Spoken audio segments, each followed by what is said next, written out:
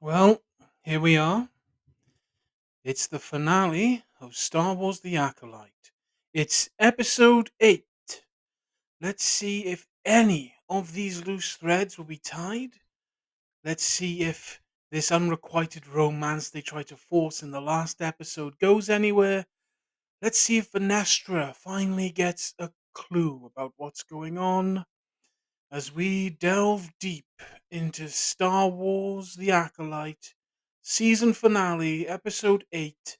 I don't know the name and I really don't care.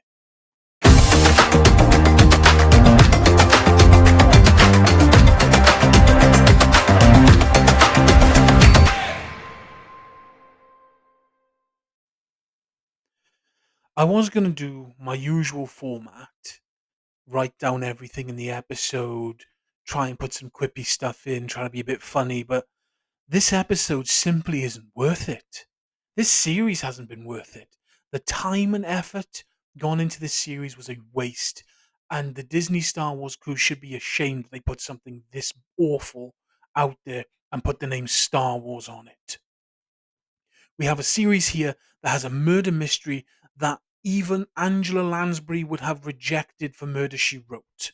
We have fight choreography here that is so poor it wouldn't even make the B reel of a black exploitation 1970s kung fu movie.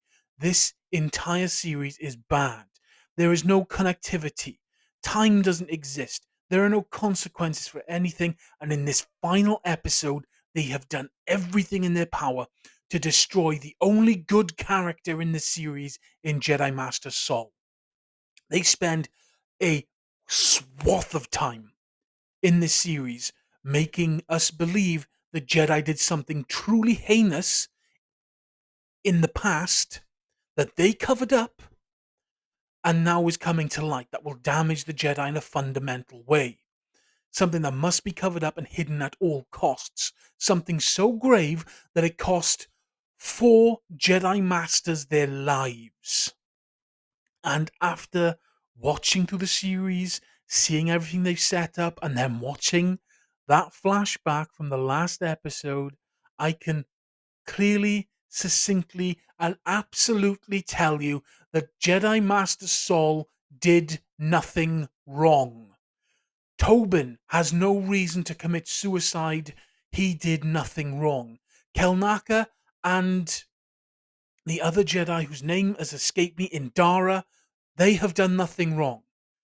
The only people that did wrong in this series are May, Osha, and the Witch's Coven. They're the only ones who did wrong in this entire series.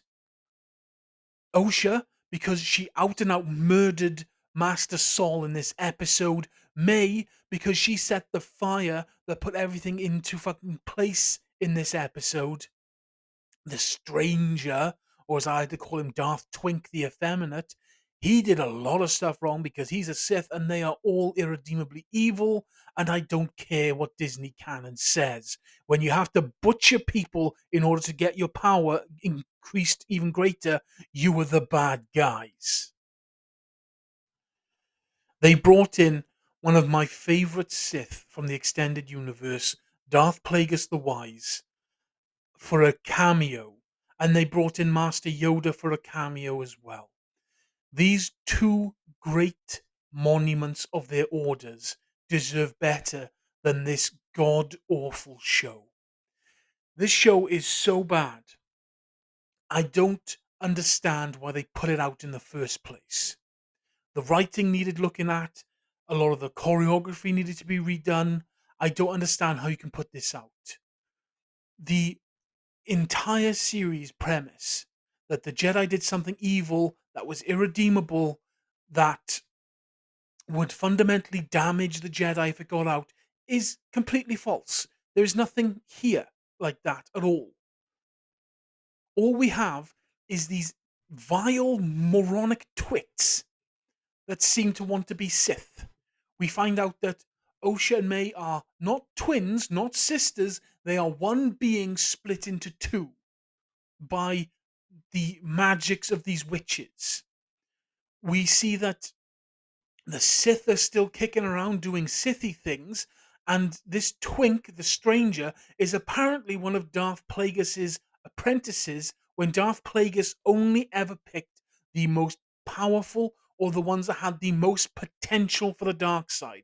And nothing this guy has done has shown me he has any great potential for the dark side. He's more like Darth Maul was supposed to be to Darth Sidious, a weapon to use, not an actual apprentice that should be taught the Force.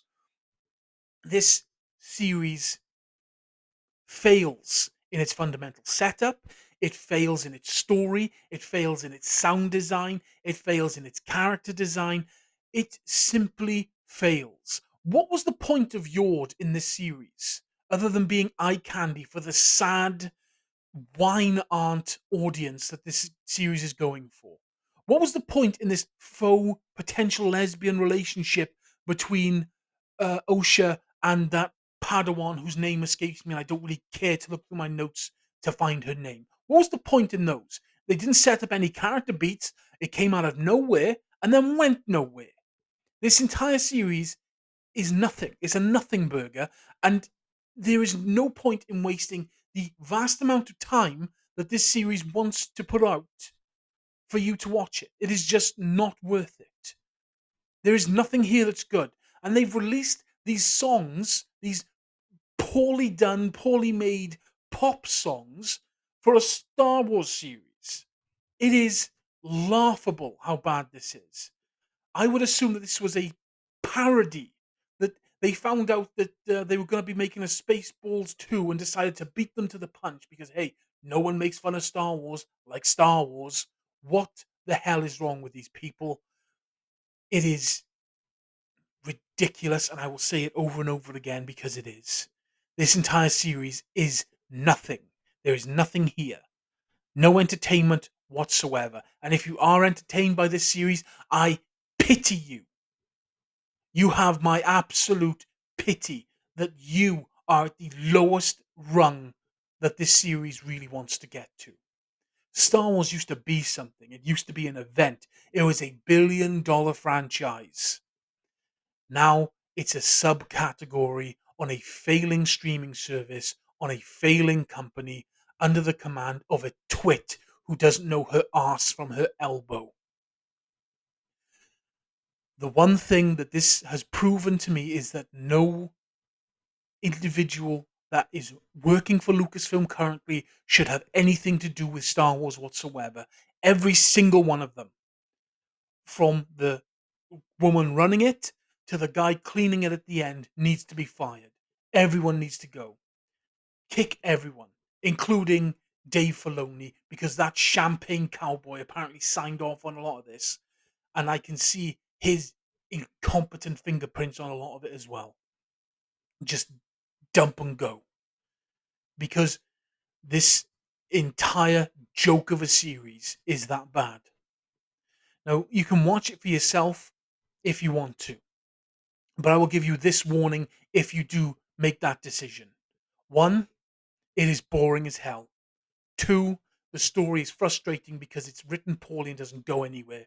Three, the dialogue is poor, and I don't mean it's Star Wars poor. I mean it's Saban Power Rangers Nubai poor.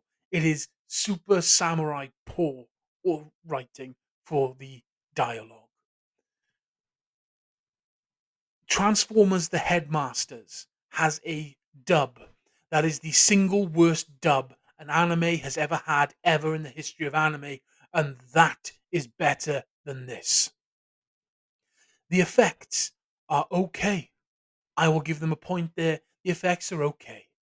The visual storytelling is not great, but there is some inkling of it being there. The choreography is tried, it is stayed, it is boring. If you want to see a good sword battle in Star Wars, go to the prequels. That is the best. If you want a lightsaber battle that has real emotional stakes and you feel for every single blow, then you watch the original trilogy.